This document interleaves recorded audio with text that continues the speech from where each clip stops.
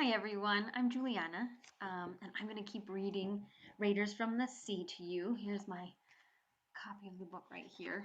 I think we're on chapter 7. I just wanted to review a little bit of what was going on in chapter 6 so we can remember together. Bree has been captured. She's tied up. She's on a ship. She is devastated. She is so sad, missing her family. Finding some peace in praying a psalm as she's falling asleep. And right at the end of the chapter, she's falling asleep and she hears a cough that for some reason reminds her of her brother Devin. So now we're on chapter 7.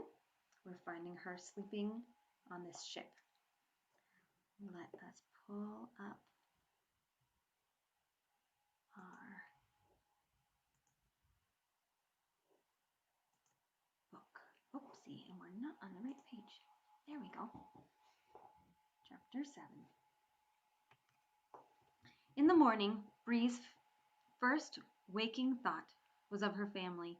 Without moving, she lay in the half-light before dawn. I'm here, she thought. But Dev, Adam, Kara, and Jen?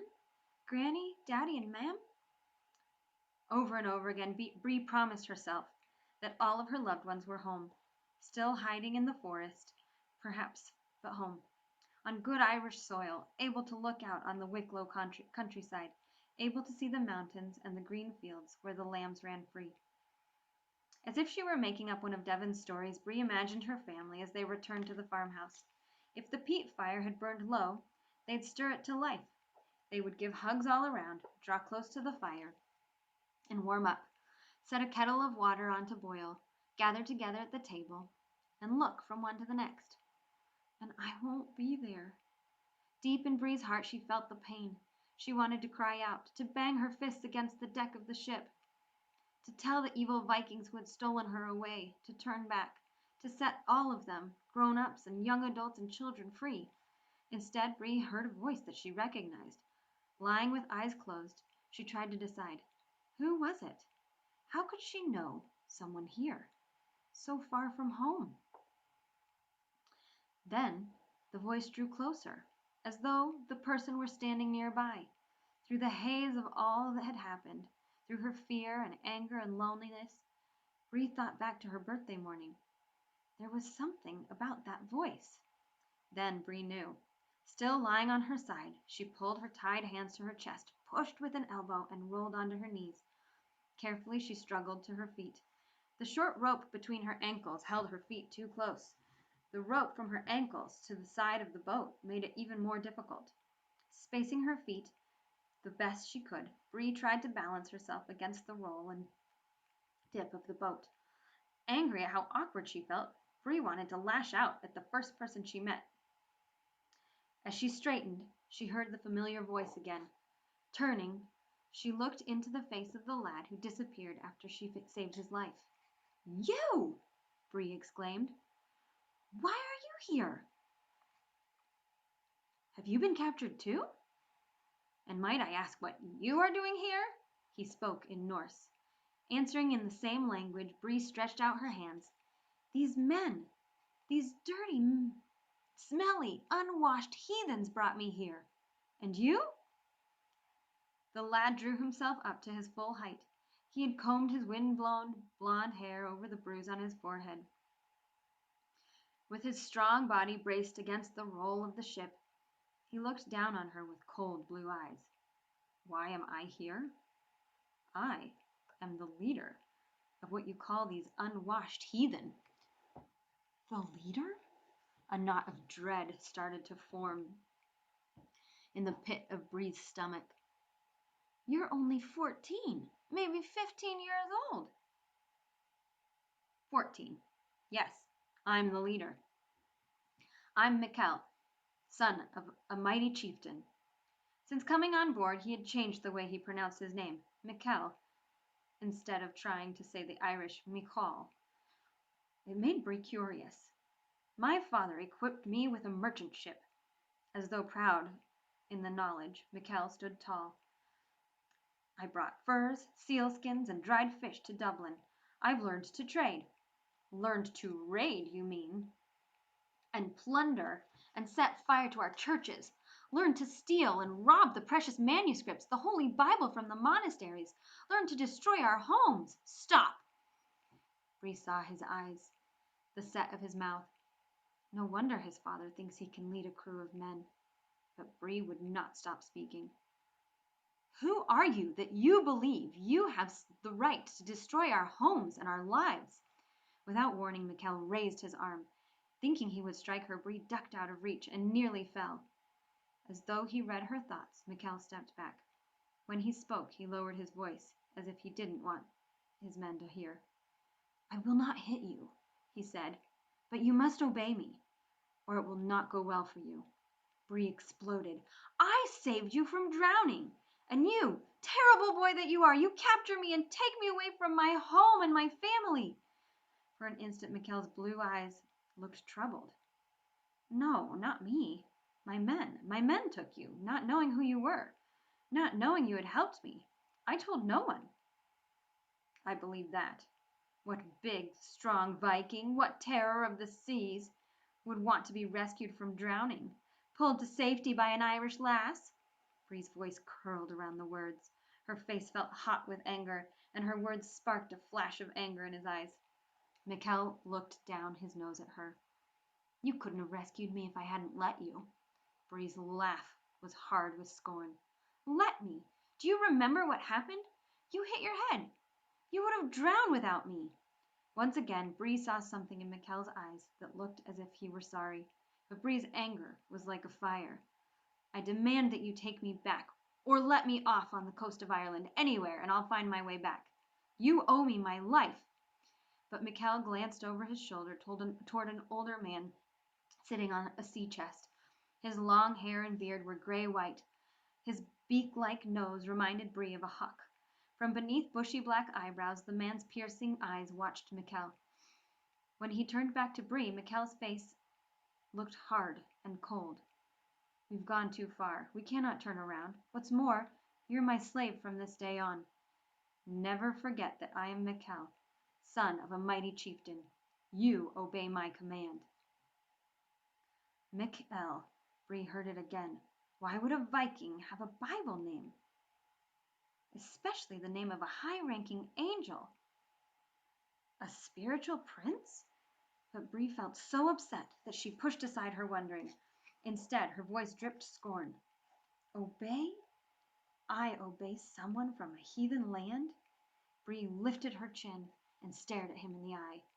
"I obey God, the one and only true God, and I obey you only if he tells me." "Then your God better tell you to obey. If you value your life, you must obey me. If you don't, it will not go well for you." As Michal stalked away, even his back looked angry. All morning long, Bree tried to encourage the children crowded around her. As the sun moved in and out of the clouds, as the rain fell upon them, then stopped, she watched every move that Michal made. Like the other Vikings, he now wore leather strips around the lower part of his legs. What did he do? Bree thought bitterly. Change how he looked so he could spy out the land? With every moment, her biggest wish grew. If only I can figure out a way to escape. Bree soon learned that the man with the long hair and the gray-white beard was named Hawk. To Bree, he seemed familiar, but she did not know why. Once Michal asked Hawk a question, and Bree wondered if he was helping Michal to learn to sail. Most of the time, the prideful lad just swaggered about the boat. Bree hated his sure of himself look and the way he ordered people around. Always he seemed to think that everyone must bow down before him. Does Michal know anything at all? Bree wondered. Or did he just pretend that he did? Often Bree looked up at the large square sail that carried her away from all she loved. Mounted on the mast at the center of the ship, the red and cream-colored sail appeared to be made from wide strips of wool cloth. Once Daddy had told Bree that men from the north had sheep whose outer hairs were long and straight. Those hairs were good for spinning strong yarn. If the wool was not washed, it contained a fat that repelled water. Ropes held down the bottom corners of the huge sail. With the wind coming from behind, the sail stretched from left to right, separating the front half of the ship from the back. At least she didn't have to look at that awful dragon. Even now, a shiver of fear passed through her as she remembered her first glimpse of that fierce head. If they wanted to scare her, they had succeeded. During the day, the Viking longships stayed out from the land, yet within sight of the hills and cliffs. When the sun appeared through the mist, Bree knew by its position and the land on her left that they were sailing up the east coast of Ireland. With each passing hour, she felt more concerned about the younger children. Most had fair, tender skin that was turning red from the wind and sun. When Mikhail passed nearby, Bree called to him. "Untie my hands and feet," she demanded. "I need to help the children." The wind had blown Mikhail's thatch of blonde hair every which way. He now wore a wrought iron neck ring with small hammers that looked like charms. His face still held that cold, angry look. But to Bree's surprise, Mikhail took the knife from the sheath on his belt. With a quick slash, he cut her ropes. When they fell away, Bree rubbed her wrists and ankles. "Freedom," she thought, and glanced toward the side of the ship. "How far can I swim?" Her relief must have shone in her eyes, for Mikhail said, "I'll watch you every minute. If you make one move to jump overboard, I'll tie you up again." Turning her back on him, Bree tried to ignore Mikhail. She soon found that even her freedom from the ropes was better than nothing. Using any bits and pieces she could find, Bree stretched cloth between the barrels, trying to shelter the children from the wind, sun, and rain. Going from one person to the next, Bree brought water to the prisoners. Whenever she could, she whispered encouragement to the children. "Watch for a way to escape," she told one. "Work together," she told two others. "Maybe you can untie your ropes." But Mikhail stayed close, returning when she last expected him. Then, as Bree's gaze fell upon an Irish boy of about 10, she forgot about everything else. For a moment she looked down at him, wondering what had caught her attention. With sandy-colored hair and brown eyes, he had a dusting of freckles across his nose. Why did he seem like someone she knew? Then Bree understood what it was. The boy had the same coloring as Keely, her younger sister, stolen away by Vikings years before. Barely able to tear herself away, Bree walked over to a barrel of water, filled the dipper, and returned to the boy. He drank deeply, then glanced up at Bree. "Thank you," he said. As their gazes met, Bree spoke softly. "What's your name?" "Jeremy," he whispered. "Take heart," she told him. To her surprise, the boy grinned. "You too," he whispered. "You are a truly beautiful lass." Bree stared at him. "Because I give you water? That's blarney." "If you just wipe the dirt off your nose." Instantly, Bree rubbed the end of her nose. "Not there, here." Raising his tied together hands, Jeremy touched the side of his nose. When Bree did the same, he moved his hand to his chin. "Now here." Bree followed his example, scrubbing her chin. "And here." Jeremy touched the center of his forehead. Finding the same place, Bree rubbed her forehead. "Rub harder," he said. Around and around in a circle, Bree rubbed until her skin felt as if it would peel off. Suddenly, Jeremy winked. Again, Bree stared. Then it struck her funny. The moment she laughed, she felt better than she had in all the hours since being captured. The boy had fooled her, all right. When he also laughed, Bree saw his delight in his joke. Then, as Jeremy moved to make himself more comfortable, Bree noticed his feet. As with all the prisoners, walrus hide rope bound the boy's ankles together, but the end of the rope stuck out just enough to give Bree an idea. If she freed his ankles, he'd also be free of the rope that tied him to the ship. Barely turning her head, she glanced around. For the moment Mikhail had walked away. Bree felt pleased. She couldn't do anything about her sister, Keely, but she could do her best to save Jeremy. Kneeling down so that her body blocked the Viking's view of the boy, Bree reached out. "Burning up, you are," she said, as she touched his forehead. With her other hand, Bree worked at the rope. Again she glanced around. Hawk was watching now. Bree spoke to Jeremy, but loud enough for Hawk to hear. "You're too hot. You need more water." Standing up, she returned to the bucket and filled the dipper. Again she knelt down in front of Jeremy. Carefully she set the dipper in the hollow between his tied hands. As he drank, she tugged and pushed the rope around his ankles. When it worked free, she smiled. "If we come to land, pretend you're still bound," she whispered to Jeremy. "If you get a chance, slip your ankles free and run for the hills. Find an Irish family to help you." The boy nodded, and Bree knew that he understood. As their gazes held, she saw the courage in his eyes. But when Jeremy wasn't looking, she remembered his joke and smiled. Pulling out the small mirror she carried in a bag at her waist, Bree held it close. When she studied her face, she laughed again. Considering all she'd gone through, she looked surprisingly clean. Late in the afternoon, the Vikings brought out flatbread and cheese. Made without yeast, the flatbread was baked until hard and crisp. Because it was dried, it kept well even for months in an airtight chest. When Bree took the flatbread around to prisoners, Jeremy slipped some of it inside his clothing. Bree grinned at him, and Jeremy smiled. He was saving up all right, just in case. As the sun dropped lower in the sky, the longship changed its course to a westerly direction. Bree felt sure they were starting across the top of Ireland. As they rounded a cliff named Fairhead, she saw a large island off to the right. The Vikings called it Rathlin. Listening to them, Bree recognized the name. Rathlin Island, she remembered from a long-ago school lesson. The year 795, the first Irish church raided by Vikings. Without warning, tears welled up in Bree's eyes. Then, just as quickly, her grief changed to anger. Watching everything they passed, she memorized landmarks. If she escaped, she needed to know how to walk home, and escape she would. While passing a large bay with cottages along the shore, the Vikings stayed far out from land.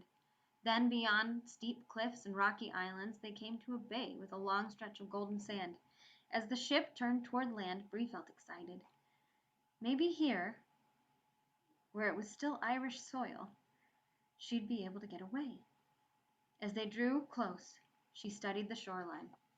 On the right side of the bay, limestone cliffs rose straight from the water. Ahead and to Bree's left, the ground was still steep, but slanted upward gradually. Sheep grazed on the hillside, and reddish-brown bushes filled the slopes. What looked like an S-shaped stream marked the place where high tides washed up on the beach. Bree glanced toward Jeremy. His head barely moved, but she caught his nod. Just then, Mikkel returned. For the first time, sailors untied the ropes that bound prisoners to the ship. But Mikkel himself tied Bree's hands together. With another rope, he bound her ankles. Still looking angry, he tied difficult knots that gave Bree no hope of working them free. As the ship drew close to shore, a dog barked. Sheep on the hillside scattered, and a young boy took off running. But Bree breathed deep, filled with hope. Though she had never seen this part of Ireland, she knew it was home. The western sun slanted across the land when Vikings beached the ship near the center of the bay. Spilling out like busy ants, they spread across the beach and just up the slope. Some carried barrels and buckets, no doubt looking for a spring. Others had ropes and weapons. With long strides, Mikkel moved up the steep slope with them. The toughest-looking men stayed behind as guards. A Viking with bulging muscles set planks in place and pointed the way off the ship. Though no longer tied to the boat, prisoners still had their hands bound and a short length of rope between their ankles. As Bree waited her turn, she stood on tiptoes, trying to see over the people in front of her. It would mean so much to find a friend or neighbor who had been hidden by the sail. But seconds later, Bree hoped just the opposite, that none of the people she knew had been captured. Those in the front of the longship went first. Although their wrists were tied behind them, two Irishmen knelt down and leaned close to help a lad from where he lay behind a sea chest. A rope wrapped round and round the upper part of his body held his arms at his side. When the boy tried to walk, he stumbled and nearly fell. Again an Irishman reached out to steady him.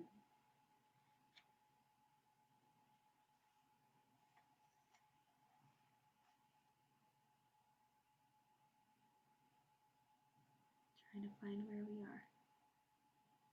We're almost there. From where she stood behind several people, Bree stared at the boy. The hair on the back of his head was just like Devon's, but she had never seen her brother so awkward. The boy was also Devon's height and build. After mistaking Mikkel for Tully, Bree wondered if she was seeing things. Who was this prisoner? Why had the Vikings been especially careful that he didn't escape? When the lad reached the planks, he stumbled again. As he made his way off the ship, Bree caught a glimpse of his shoulders and arms. It had to be Dev. The moment Bree set foot on the beach, she started toward him. The Viking with the bulging muscles stopped her. "Stay where you are," he warned. The boy with black hair stood with his face turned away. Though rope bound his arms to his side, he flexed his hands, then rocked up and down to exercise his feet and ankles. Bree's heart leaped. Countless times she had seen Devon ready himself for a race in just that way. When another Viking called to her guard, Bree shuffled forward again. Out of the corner of her eye, she caught a movement. Someone stepping free of the ropes around his ankles. Jeremy edged toward a nearby bush. Bree stopped, as though rooted to the ground. Not wanting to call attention to Jeremy, she turned her head slowly, just enough to see. In that moment, Jeremy slipped behind a bush and crouched down. Soon after, Bree saw a slight movement in another bush far up the hillside. Unwilling to give Jeremy away by even a glance, Bree turned her back. When she thought he must be safe, she again inched her way toward the boy she felt sure was her brother. When he swung around, Bree gasped. Just in time, she stopped herself from crying out, "Dev, it's really you!" Of all the people she wanted to see, he was the one. Of all the people she did not want to see, it was Devon. Chapter 8. Heart of Mercy. Oh, it's a question mark. Heart of Mercy? In that moment, Devon looked toward Bree. For an instant, his face crumpled like a dried-up flower, and Bree knew it was his first glimpse of her.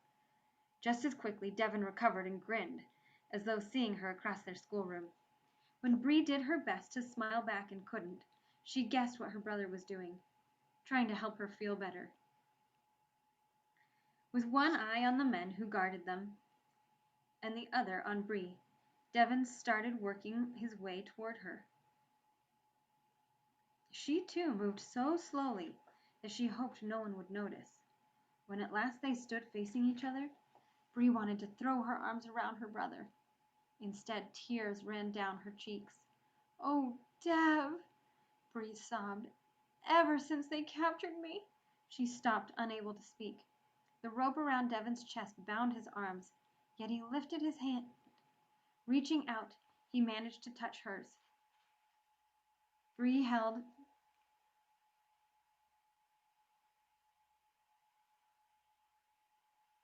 Bree drew a deep breath and tried again. "For a whole day I've tried to believe that you and Adam and Kara and Jen were safe. Where are they? Were they caught too?" The pain was back in Devon's deep blue eyes. "I left the shelter. I went to look for you. What happened? I saw groups of men start downriver, and I thought it was safe. But when I searched for you, 2 Vikings stepped out from behind the trees. Before I knew what happened, they had me." "Kara and Jen?" Bree could only think of their terror when Devon did not return. "I told them that if I didn't come back, they must stay in the hiding place until Dad came. I put Adam in charge." In spite of all that had happened, Bree smiled. Her youngest brother could be a torment. Awful if he was crossed. He never gave up if he set his mind on something. "He'd keep them there," Bree said. "To make sure, I told him that if he could do that, take care of 2 small girls, he could become an Irish chieftain." Bree giggled. Never in 1,000 years would she have thought of such a hold on the 7-year-old boy. By now Daddy would have found them. Yes, Devon's shoulders straightened, as though allowing the weight of it to roll off. And you? I hid the boat upstream as we planned, but I didn't tie it tight enough, and it swung out in the current. When I heard voices, I couldn't go back. I knew if I went to the hiding place, I'd lead them to you. When I ran the other way, they caught me. Remembering that moment of terror, Bree trembled. Again, Devon lifted a hand and managed to touch one of hers. In the next instant, Mikkel's voice slashed between them. Someone you know? He asked Bree. She had not seen him return. Unwilling to speak, she looked away, but Mikkel moved closer. Who is he? When Bree did not answer, Mikkel glared at Devon. Your name? Unblinking, Devon stared at him, as though not understanding the Norse language. I said your name. Mikkel spoke slowly. Devon stood without moving. His black hair seemed even darker, his eyes even deeper blue. To Bree's amazement, her brother did not show anger. When he still did not answer, Mikkel pointed to Devon's chest and repeated his question. Your name. Devon straightened. When his chin went up, Mikkel looked from Devon to Bree, then back to Devon, as though catching the family likeness. Reaching out, Mikkel tipped up Bree's chin. Edging back, she glared at him, but Mikkel laughed. You're brother and sister. It's the chin that does it. Both stubborn as mountain goats, butting their heads against the rock. Bree felt the warm flush of embarrassment reach her face. No matter what Mikkel did, he made her angry. You're both fighters. Mikkel tipped his head toward Devon. He kicked so hard, we had to tie him up like a wild animal. So that's it. No wonder I couldn't see Dev, Bree thought. He was tossed onto the deck, probably down behind a sea chest, left to lie there all night and day. Of all the things Mikkel had done, his treatment of Devon made Bree the most angry. With her entire being, from the top of her head down to her toes, she hated Mikkel. He was the cause of all their problems, the cause of their suffering. Yet, like a flash of lightning, there was something Bree knew. She held Dev's future in her hands. In spite of the ropes around his chest and arms, he was rocking up and down, still flexing his feet and ankles. If she knew her brother, he'd be gone with even the slimmest chance. As though drawing in a breath, Bree offered a silent prayer for wisdom. Then she spoke. Let my brother go free. Mikkel shook his head. He's the age where he can do much work. He'll be a valuable slave. Even though he's your brother. Like a thorn driven deep and meant to hurt, Mikkel's voice twisted the words. Bree glanced around. None of the Vikings were close by. No one could hear her speak. Even so, she lowered her voice. It's enough for my parents to lose one child. Let my brother go free, or I'll tell your men that a girl, a mere lass such as I, saved you from certain death. Mikkel glared at her. And you will hold this over my head the rest of my life? Bree lifted her head and met his gaze. Most certainly. The fire of anger lit his eyes, yet turned his face stone cold. Drawing himself up, he stood taller. I, Mikkel, am son of Sigurd, mighty chieftain of the Arland Fjord. Mikkel glared down at Bree. You would dare to test me? Without moving, she met his gaze. Deep inside, she refused to back down. Instead, she felt the satisfaction of knowing that Devon would remember Mikkel's name and where he lived. You who are so fierce, Bree said firmly. You Vikings who bring terror to an entire countryside, you will not lose face if you are merciful. Merciful? In the stone-like face, only Mikkel's eyes questioned. Having mercy, understanding how your mother and your father would feel. Don't they care what happens to you? A shadow passed over Mikkel's face. In that instant, his eyes betrayed him. Mikkel was the first to look away. As though he could not help himself, he glanced across the bay to the open sea. Bree saw her advantage and took it. How many graves do you have in your family cemetery? As if she had hit him, Mikhail's shoulders jerked. When he looked back at Bree, she knew her words had pierced his heart.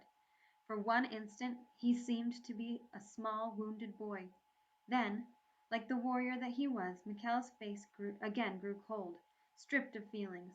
With a quick motion, he drew his knife from its sheath. In one slash, he separated the rope around Devon's chest and arms. With a second slash, he cut the rope between Devon's ankles. Go, Mikhail said in his voice low and tense. Escape while you can. Find your way home. Without looking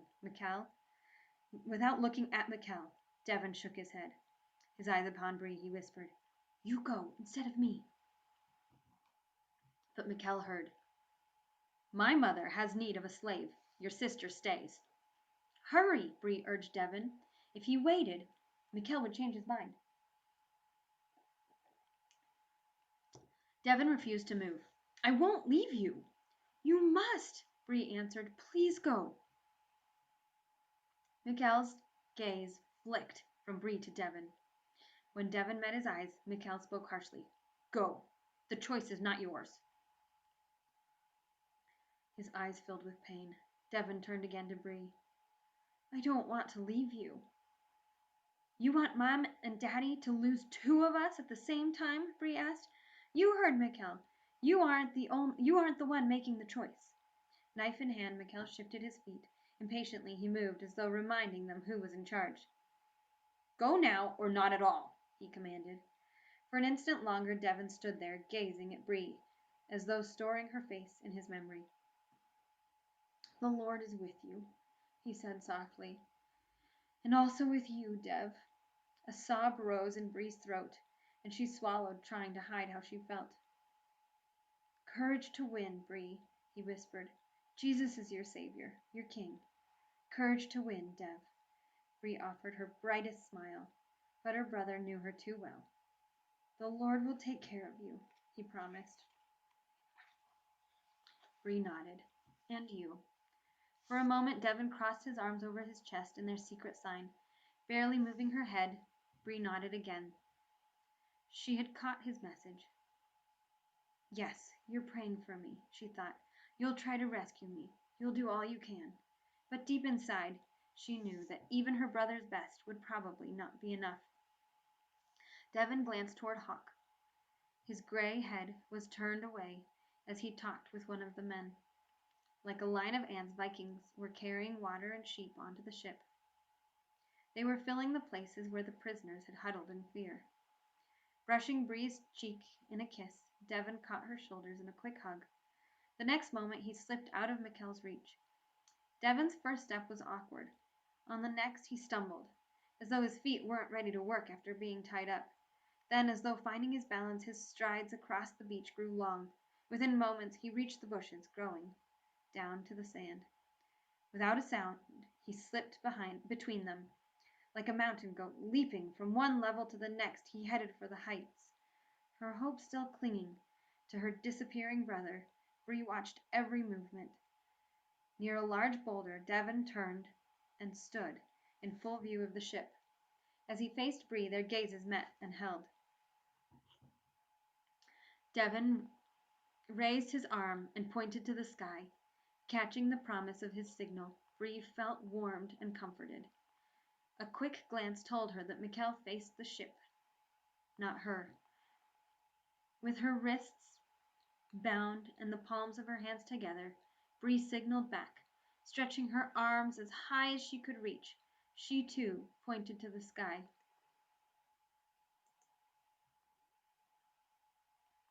Just then, Mikhail turned around. Bree had no doubt that he understood a signal had passed between her and Devon. What did your brother say? Mikhail asked. Bree did not answer. What did he say? Mikhail demanded, angry again. Her gaze still on her brother, Bree spoke softly. That Jesus is our Savior, and Lord and King. He's not king over you, Mikhail answered harshly, and not over me either. In the next moment, Devon disappeared behind the boulder, but Bree knew he would not go far. Devon would wait, just out of reach, hidden somewhere in the bushes, still hoping to rescue her. But Mikhail must have guessed Bree's thoughts. Turning to his men, he gave an order. "Load the rest of the water quickly. We'll leave at once." And that's the end of chapter 8. I'm going to stop this. And thank you. Have a great day.